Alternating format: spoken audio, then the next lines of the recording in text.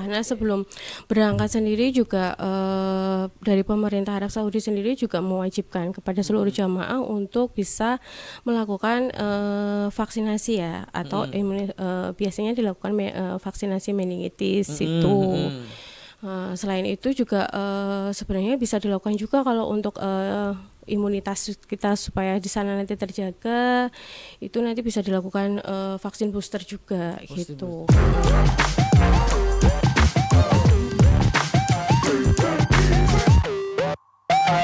Halo sahabat PMI, kembali lagi dengan dia Japri PMI Solo. Jagungan penting bareng PMI Solo. Dan buat teman-teman yang mau lihat YouTube kita, kalau ada iklan, mending nggak usah di skip sih. Jadi lihat iklan terus saja. Soalnya iklannya itu akan membantu saudara-saudara kita yang berada di Gria PMI Peduli dan Gria PMI Bahagia seperti itu. Oke, dan kali ini kita akan mendatangkan satu narasumber. Sumber baru rezeki namanya. Enggak kan apa namanya? Bentar lagi kan musim-musim haji. Jadi kita akan sharing tentang rukun Islam yang terakhir. Anjay, naik haji kepada pakarnya. Ini dia Dokter Putri. Ya, selamat siang teman-teman. Iya, Dok. Masak apa, Dok, hari ini? Enggak masak ya? Enggak masak. Beli aja ya. Oke, jadi kita akan tanya-tanya seputar bagaimana. Tapi bukan syarat-syarat hajinya loh ya. Kita tanyanya itu. Jadi kayak bagaimana mengkondisikan tubuh atau fisik ya, agar persiapan fisik ya. Ya benar. Sebelum berangkat haji. Soalnya kan fisik terus ya kalau haji. Jelas ya. Karena ibadah haji itu sebenarnya adalah justru ibadah fisik ya, karena memang rukunnya, kemudian syarat dari haji sendiri kan memang banyak yang ya, bener. menggunakan aktivitas fisik. Direvisi gitu. tes. Baik Kang.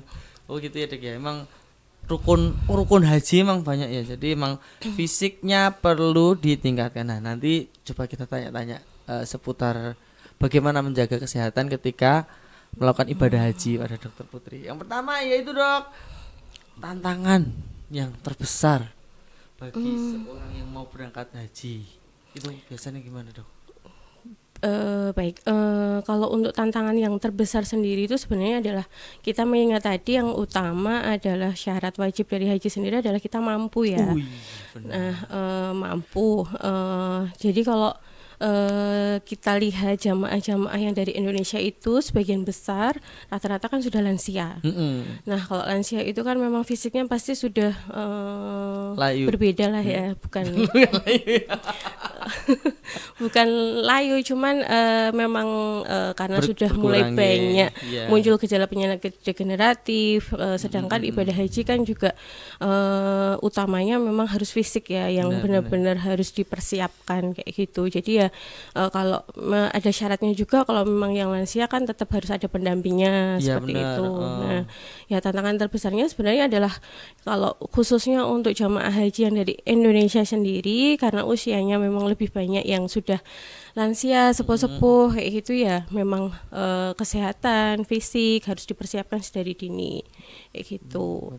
Karena selama nanti beribadah di sana itu kan memang banyak melakukan aktivitas fisiknya seperti saat tawaf, kemudian saat sa'i, kemudian juga karena ketemu umat muslim seluruh dunia kan kumpul jadi satu di sana. Otomatis mungkin saat melaksanakan ibadah, kalau yang di sini di masjid biasanya tidak terlalu berdesakan, kalau di sana harus berdesakan kayak gitu. Kemudian secara fisik juga, maksudnya posturnya dari jamaah dari Indonesia sendiri kan pasti berbeda dengan orang-orang luar negeri kan, memang secara fisiknya sudah berbeda segini, juga. Kita segini, jamaah yang dari Amerika segini. Ya seperti itu kan juga butuh fisik ya. Kalau misalnya kita menggeser satu orang katakanlah nggak bisa, mereka berdasarkan bisa menggeser kita, itu kan juga dibutuhkan fisik yang kuat gitu. Iya, benar. Jadi kalau diutamakan untuk latihan fisik, enggak. Jadi barbel dulu. Sebenarnya olahraga atau aktivitas fisik yang mulai dipersiapkan dari dini itu tidak harus yang seperti itu ya. Yang angkat-angkat enggak ya? Jadi kayak misalnya berlatih berjalan rutin dilakukan karena kan mungkin dari hotelnya kan tidak selalu dekat ya. Jadi kan kalau mau berangkat beribadah mungkin harus jalan jauh, itu udah dipersiapkan. Mungkin dari sini mungkin harus latihan untuk exercise ringannya itu tadi. Kemudian kayak kebiasaan untuk minum air putih yang cukup juga, karena di sana kan juga pasti akan ada perubahan cuaca juga. Kalau yang di sini kan panas ya, memang yang di sini aja panasnya udah seperti ini. Kalau di sana kan kita tidak tahu yang cuaca terupdate-nya seperti apa. Kalau panas juga panasnya bisa ekstrim, bisa sampai lebih dari 40 seperti itu. Terus juga di sana kan waktu ibadahnya juga cukup lama ya, berbeda dengan umroh. Kalau haji kan sekitar 35 sampai dengan 40 hari. Terus kemudian ada ibadah puncaknya juga. Selama 35 sampai 40 hari itu juga harus benar-benar kayak menjaga higienitas juga, karena kalau misalnya kita konsumsi makan minumnya maksudnya banyak yang terkontaminasi, tidak dijaga kebersihannya juga, takutnya kan juga terjadi penyakit pencernaan gitu kan, padahal ibadahnya masih lama. Kemudian juga adaptasi juga mungkin makanan, lingkungan. Jadi memang sebenarnya banyak sih yang harus perlu diperhatikan ya. Ya. Jadi memang fisik itu sangat krusial teman-teman. Soalnya benar kata Dokter Putri tadi, kalau haji 40 hari ya. Dan 40 hari kan ya lama itu kan, lama ya. 1 bulan lebih kita harus setiap hari aktivitas, dan aktivitasnya lumayan padat juga sih. Lumayan padat. Jadi nanti ada bimbingannya dari sana juga. Yo saya itu ya. Enggak tahu deh. Kalau setahu saya sih ya ada ibadah puncak ibadahnya itu ya nanti akan dilakukan perjalanan kayak mabit di Musdalifah. Itu kan ya itu bermalam di sana, otomatis kan ngumpul jadi satu semua. Nah itu yang paling puncaknya di situ, yang paling berat ya di situ gitu. Tapi ya alhamdulillahnya kan memang sebenarnya walaupun memang itu di wajibnya di situ, cuman memang bila yang tidak mampu kan memang bisa diwakilkan sebenarnya. Cuman bisa. Kan ya tetap harus diusahakan dulu diusahakan ya, karena kan puncak ya eman-eman kan. Kalau misalnya memang kita tidak persiapkan sedari dini, ya itu tadi di sana nanti pas puncaknya justru malah tidak bisa melakukan ibadah apapun gitu. Ketika mulai gong ini gong nih terakhir saat beribadah, malah ya kan kita juga nggak tahu, tapi tetap penting juga mengupgrade atau bahkan kita harus menstabilkan keadaan tubuh kita. Soalnya kalau kita daftar sekarang mungkin berangkat 20 tahun lagi kan Dok. Ya, seperti itu. Jadi bahkan mungkin lebih, nanti bahkan lebih. Jadi kalau bapak-bapak nggih, bapak-bapak itu sekarang usianya berapa? Berarti berapa tahun? 20 tahun lagi usianya sudah berapa? Jadi nanti mungkin kalau aku 20 tahun lalu udah daftar, terus ini tinggal 5 tahun lagi. Itu di fisiknya diperkuat lagi, aktivitasnya, pola hidup sehat gitu bisa ya Dok ya? Bisa. Kalau meningitis kan memang wajib ya. Itu karena setelah kita melakukan vaksinasi, kita nanti dapat kartu kuning. Nah, kartu kuning itu nanti kan secara internasional ya. Jadi memang digunakan sana, syarat wajibnya itu nanti dipakai di sana. Kalau untuk yang booster itu memang dipakai untuk menjaga imunitas kita kayak gitu. Kalau yang boosternya itu vitamin semua yang penting untuk kalau vitamin yang biasanya digunakan untuk mempercepat proses recovery, untuk imunitas, sebagai antioksidan kayak gitu, memang biasanya vitamin C, kemudian vitamin B kompleks gitu, kemudian vitamin D untuk kesehatan tulang juga, karena kan mengingat tadi usia renta ya, lansia juga memang sudah mulai muncul banyak masalah penyakit degeneratif, otomatis juga kesehatan tulang tetap harus dijaga juga. Kemudian kayak vitamin prebiotik, karena kan juga secara makanan mungkin tesnya berbeda ya, dari bahan-bahan atau bumbu-bumbunya belum tentu juga semuanya Indonesia ada di sana. Jadi kan harus penyesuaian, dijaga juga untuk saluran pencernaannya seperti itu. jangan kaget. Di sini emang Solo manis-manis. Ketika di sana nggak manis-manis, pedas-pedas kan khawatir juga ya. Jadi biar adaptasinya lebih jos, kita sarankan untuk booster juga, booster vitamin kayak gitu. Tapi emang jamaah haji disarankan ya Dok ya untuk booster ya? Kalau booster ya tetap harus dilakukan ya. Intinya kan sebenarnya kalau mau berangkat ke sana itu ketahanan atau kondisi fisik seseorang itu kan berbeda-beda. Memang ada yang sudah bakat atau mempunyai penyakit bawaan seperti penyakit kronis seperti diabetes atau hipertensi kayak gitu kan memang sudah harus dipersiapkan. Jadi memang membawa obat-obatan sendiri yang memang biasa dikonsumsi seperti itu. Jadi memang diwajibkannya karena memang ya aktivitas fisiknya di sana itu memang banyak, terus juga memang waktunya juga cukup lumayan lama ya.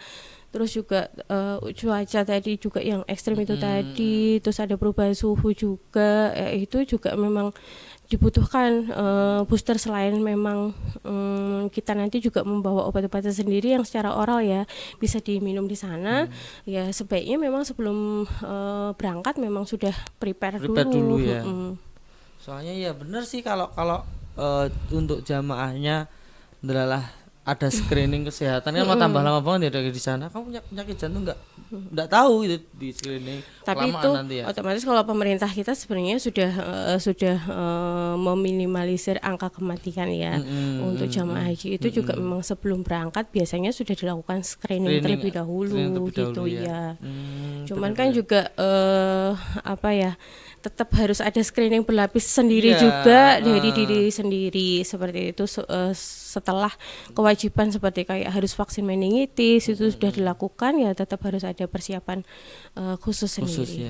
Jadi kayak ya kesehatanmu jagain sendiri. Ya, tapi kalau kamu pengen konsul kita bantu. Bisa keren. Terus vitamin apa aja Dok biasanya Dok? Yang maksudnya yang disarankan apakah kita harus ngombe enggak minum ya, hitungannya injeksi ya Dok ya? Iya maksudnya vitamin aja yang disarankan. Multivitamin itu kan memang banyak, ada yang memang dikonsumsi langsung setiap hari, kemudian ada yang juga diinjeksi ya. Booster memang kebanyakan adalah disuntikkan gitu, jadi memang langsung disuntikkan melalui pembuluh darah, jadi dia itu tidak butuh waktu yang lama, jadi lebih efisien waktu juga karena kinerjanya langsung langsung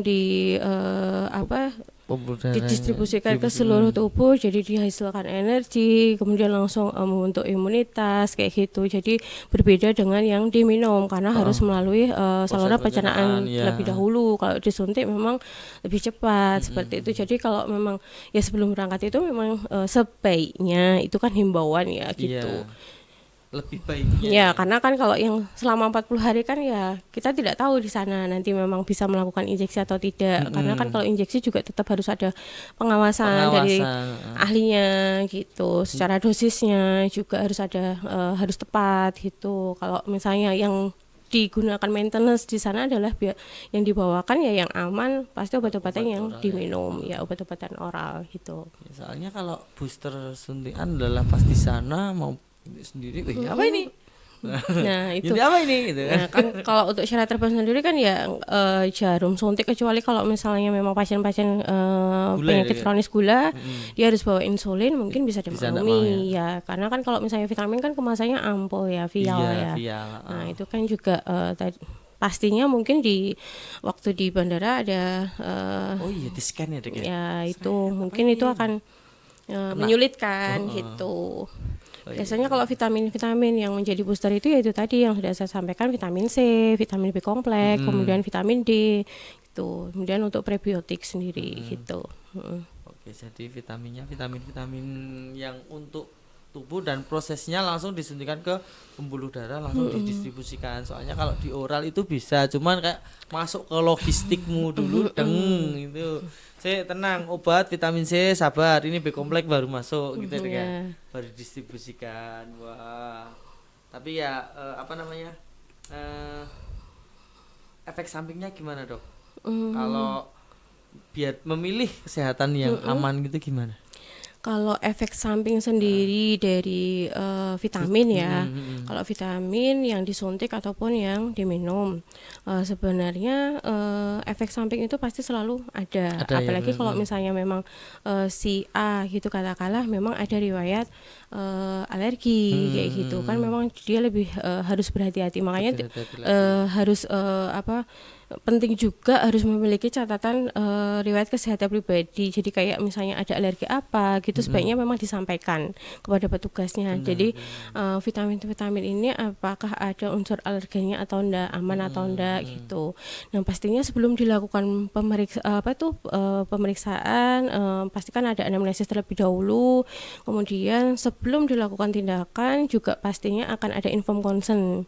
Jadi memang dijelaskan setiap tindakan itu pasti akan ada efeknya, tapi kan memang side efeknya itu kalau misalnya yang secara umum KIPI-nya sih kejadian ikutannya pasca imunisasi atau vaksinnya itu memang ada, cuman dampaknya kecil gitu daripada efeknya lebih besar, maksudnya pasti sudah dipertimbangkan lah gitu. Nah, biasanya kalau misalnya efek samping yang biasa muncul terjadi itu ya nyeri di daerah tempat penyuntikannya, kemudian kayak demam seperti itu, atau sakit kepala tapi tidak yang hebat nyerinya seperti itu. Dan itu bisa menangkal untuk berapa bulan? Biasanya setahun gitu. Kalau booster ya, kalau vaksin memang bisa untuk 3 tahun sampai ada juga yang untuk 5 tahun. Cuman kalau untuk booster vitamin ya memang bisa dilakukan minimal sebulan sekali dilakukan. Sebulan sekali ya. Maksudnya untuk mengcover pun masih bisa gitu, ya, sebulan sekali. Minimal sebulan sekali. Aman, gitu. aman guys. Booster aman guys. Gak mungkin kalian aduh mana Vitse gitu, nggak candu, aman. Jadi emang efeknya emang kadang-kadang nggak semuanya, tapi ada kayak kadang-kadang ada yang nyeri. Ya, ada nyeri di tempat bekas penyuntikannya itu tadi. Tidak selalu. Untuk pusing panas pun ya, kayaknya tidak selalu. Tidak selalu, ya. Oke, terus yang terakhir Dok, tips selain booster, tips apa yang aman biar kita juga ketika menjalankan ibadah haji itu tetap fit gitu Dok? Selama menjalankan ibadah haji ya. Apakah makan tanduran gimana, kita kan nggak tahu. Tanduran itu apa Mas? Tanduran itu ya hijau-hijau dulu dong. Kalau di kita kan tanduran. Apa? Rambatan ya, maksudnya bayi rambatan.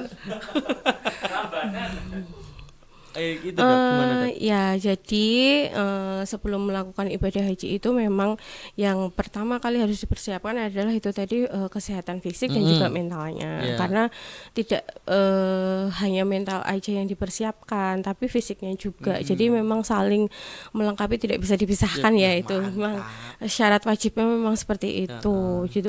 Jadi kan di sana nanti bertemu dari berbagai macam orang dengan fisik yang berbeda kayak gitu juga. Itu menjadi tantangan juga ketika di sana. Mungkin juga kesehatan jiwanya mungkin juga tetap harus diperhatikan ya, karena kan kesenggol aja jangan sampai marah. Apa lo kan nggak mungkin. Ya gitu, seperti itu. Depan Ka'bah nggak mungkin. Bisa jadi karena kan maksudnya karena fisik kita yang kecil, jadi mentang-mentang kita kecil, jadi kayak disingkir-singkirin kayak gitu, terus kita gampang emosi gitu kan juga tidak benar. Jadi memang tetap secara mentalnya juga dipersiapkan, kesehatan mentalnya juga, maksudnya jangan sampai terbawa emosi, karena kalau misalnya emosi kemudian kita juga kebetulan ada penyakit bawaan atau penyakit kronis yang hipertensi, jadi kan tensinya, tekanan darahnya nanti nggak stabil, jadi emosinya banyak meluap-luap, emosi meluap-luap, akhirnya energinya habis hanya untuk hal-hal yang tidak berguna. Padahal kan sebenarnya kalau haji ya itu tadi puncaknya, gongnya adalah ketika melakukan mabit di Musdalifah, kemudian melempar jumroh kayak gitu, kemudian tawafnya, sa'inya seperti itu. Jadi memang tetap kesehatan itu tadi selain dipersiapkan mentalnya juga secara fisiknya mulai melakukan aktivitas fisik, tidak harus olahraga angkat-angkat yang berat nggak harus dilatih, mungkin jalan kayak gitu, karena nanti di sana juga aktivitas fisiknya kan banyak berjalan juga gitu. Kemudian kayak mulai dari sekarang walaupun memang tidak merasa haus, dibiasakan mengkonsumsi air putih yang banyak, karena penyebab kematian yang paling banyak juga dari itu dehidrasi ya, Dek, ya? Iya, apalagi karena cuaca yang di sana ekstrim tadi, jangan sampai kita dehidrasi. Walaupun memang kita tidak merasa haus, tetap harus dibiasakan minum sedikit-sedikit tapi sering, seperti itu. Kemudian mulai menjaga pola makan, jadi perbanyak konsumsi buah-buahan, sayuran gitu, hindari makanan yang pedas bersantan, karena kan jangan sampai juga mengganggu organ pencernaan kita. Seperti itu, karena kalau misalnya kita udah pencernaan juga nggak nyaman, ibadah juga jadi nggak fokus, nggak khusyuk, seperti itu. Ya, intinya itu dijaga dulu kesehatan jasmani dan rohani. Kalau rohani kan mungkin teman-teman udah paham ya, mau berangkat ya di sana, tujuannya kan tetap ibadah. Jadi emosinya tolong ya, jangan senggol sidik, apa lo berani gitu, nggak mungkin, jangan seperti itu. Terus konsumsi buah-buahan, karena kan kalau buah di sini buah apel, di sana tetap apel juga ya, kan apel ya. lah. Jadi kayak lambungnya itu ini masih sama nih ya, kayak gitu, tidak memberatkan. Terus apalagi tadi Dok, air putih ya. Jadi teman-teman bisa juga simulasi unta kan. Gitu langsung sini. Jangan lupa bagi jamaah yang memang sudah ada riwayat penyakit kronis, mempersiapkan juga obat-obatan yang perlu dipersiapkan apa aja. Jangan lupa, jangan sampai tertinggal ya, jangan sampai terlupakan, karena juga memang penting walaupun kita melakukan ibadah kan juga tetap diimbangi juga, tadi tetap harus minum obat-obatan yang sudah biasa kita konsumsi gitu. Tetap yang lama dibawa, tapi tetap kita nanti screening lagi kayak gitu. Nah, kalau di PMI sendiri Dok, kita punya apa aja tuh Dok untuk vaksinnya Dok? Kalau untuk vaksin kita vaksin booster ya, vaksin juga ada ya, tapi ya kan kita semuanya. Kalau dari jenis layanan ya, jadi kita itu ada injeksi vitamin C, kemudian injeksi vitamin C itu kita ada 2 dosis ya, dosis full dan juga dosis yang half atau separuh. Itu kemudian kalau misalnya memang sudah terbiasa mungkin dosis penuh bisa. Cuman kalau misalnya bagi yang memang belum, baru awal mau coba dosis yang setengah dulu. Kemudian vitamin neurotropik atau B-kompleks seperti itu. Kemudian ada injeksi infus booster multivitamin. Itu sekantong gitu Dok. Biasanya kemasannya nanti ya 100 mili. 100 mili ya. Untuk waktunya memang sedikit lebih lama, sekitar 100 sampai 1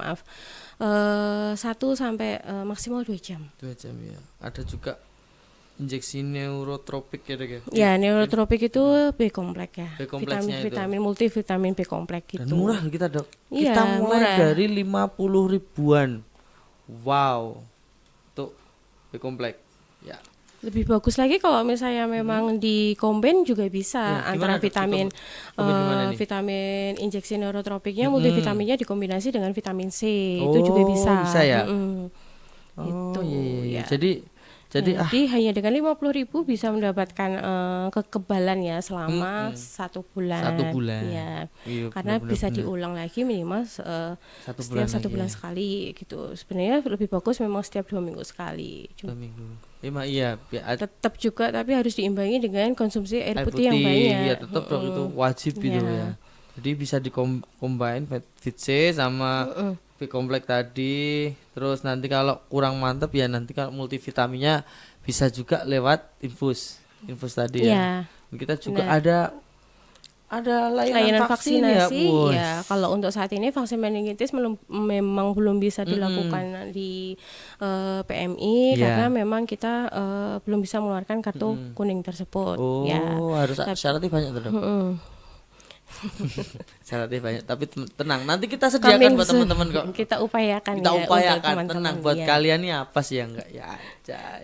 Terus untuk saat ini untuk vaksin yang bisa dilayani untuk vaksin hepatitis B itu sebenarnya juga penting untuk teman-teman yang medis ya atau tenaga kesehatan sebelum terjun langsung mungkin ke pasien ya supaya untuk prepare diri sendiri kan ya seperti itu.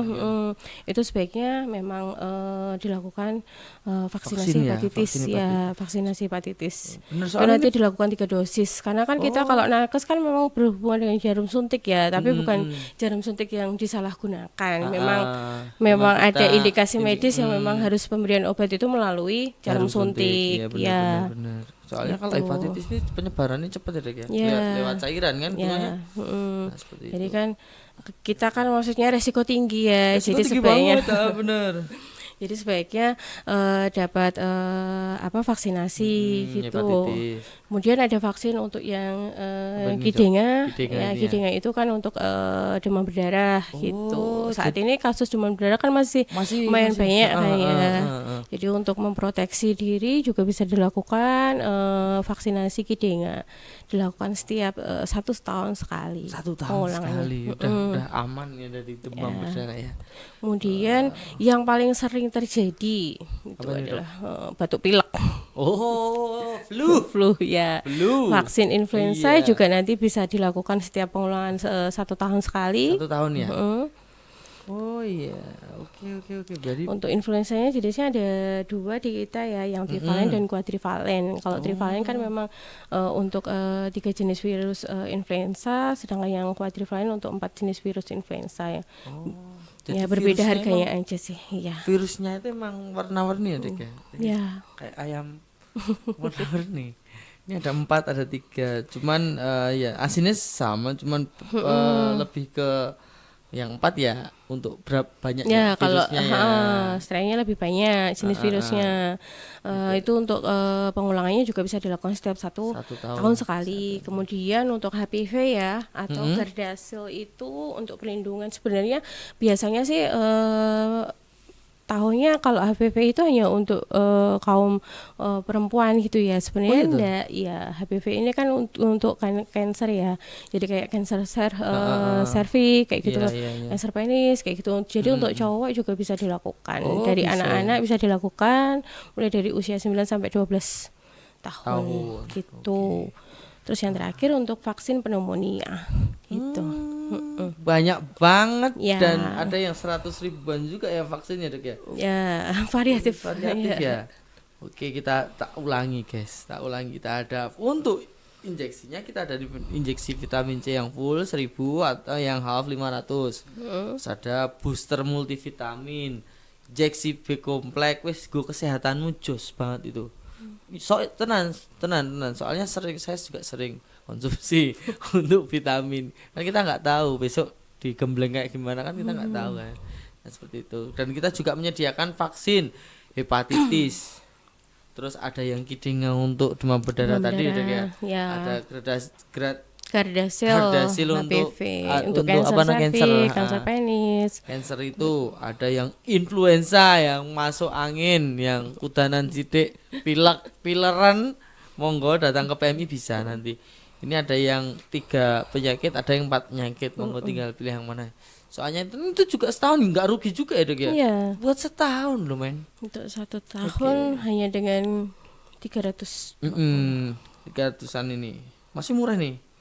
Oke, dan yang terakhir kita tunggu. Oh iya. Kita tunggu guys. Tenang, kita buka sampai jam 9 malam ya, guys. Ya, di klinik Pratama PMI untuk klinik yang juga bekerja sama dengan BPJS, kita buka lebih panjang. Kalau yang di tempat lain mungkin dokter praktek mandiri atau puskesmas hanya bukanya 2 jam, 3 jam.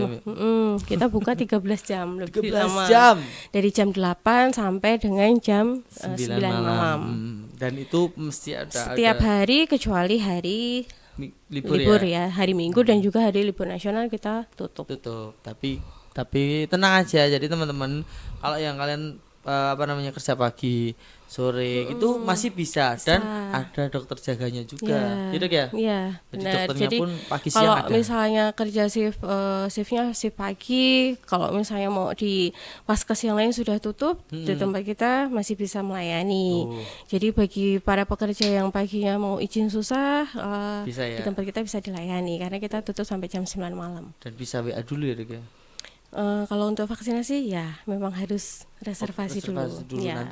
Nanti biar Mas Asep ben bingung hubungi di sini. Ding ding ding ding ding ding ding ding ding.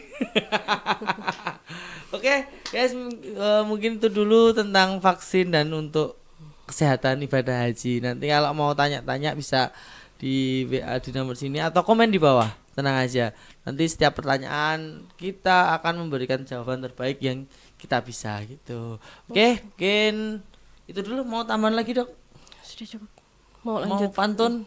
Aku soalnya mau salto. Enggak. Oke, baiklah. Sampai jumpa untuk episode depan. Bye. Dadah.